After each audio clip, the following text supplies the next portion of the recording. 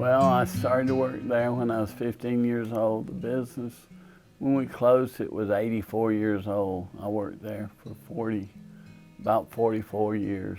And a friend of mine who had the furniture store across the street said, "Why don't you come over here and work with me?" That's when I was working when I had my heart attack. The day just started like any day. I guess I left for work. I ran my little granddaughter to the daycare, and then Terry left for work. And at 15:06, when I got the call, the girl who owns the store went on to tell me, she said, "Terry came to me and he says that he can't breathe." And when I hung up from her, I started packing my desk and I immediately called Terry. I could tell he was in distress, and my exact words were, "You call 911 right now." So I came on home, and when I got there, Jeff was here. I could hear Terry breathing, and all he would say to me is, "I can't breathe." I've been told by the ambulance personnel that Terry was talking to them when he got in there, but soon after his head fell, and he actually was gone. Really and truly, I don't remember anything. I mean, it's sort of a blank day. They tried to tell me what I was doing at the store, and I can't recall it. But I remember getting in the truck, coming home. Then I remember Jeff coming in the door, and after that, I just sort of blacked out.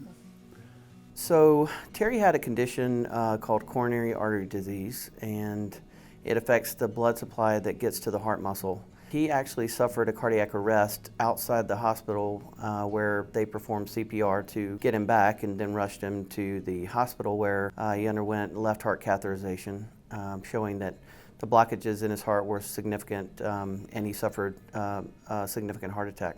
During his hospital stay, he required intubation, suffered from COVID. It was almost like nothing could go right for him. About 5 o'clock, I got a call, and they tell me that that Terry's about to have a heart attack again. They had talked to the cardiologist to have his heart pump put back in, that he might not make it. And by lunch or a little after, they were doing open heart surgery that same day, May the 20th.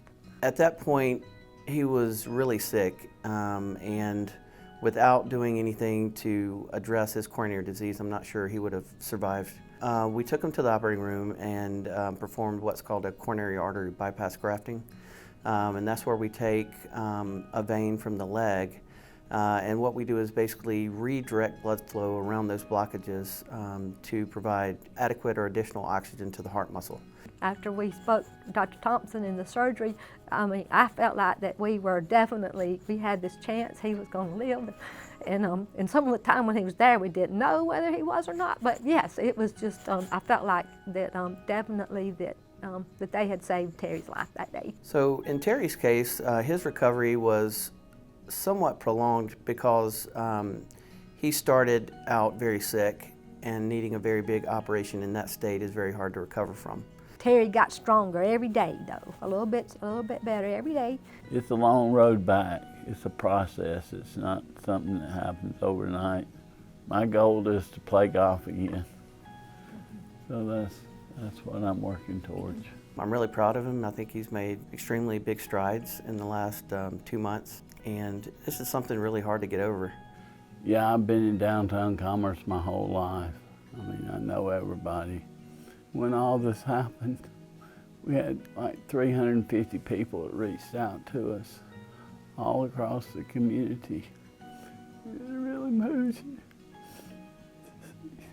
After I got better, they let me come back to work there. I don't do as much as I used to, but I do what I can to help them. Yeah, he's not carrying mattresses on your head anymore, and you're not lifting heavy furniture anymore. But and then his favorite part is he tells me every day how many women came in and hugged him and all that. So just the side effects, of being sick. Everybody wants to hug you. I have no problem with it personally.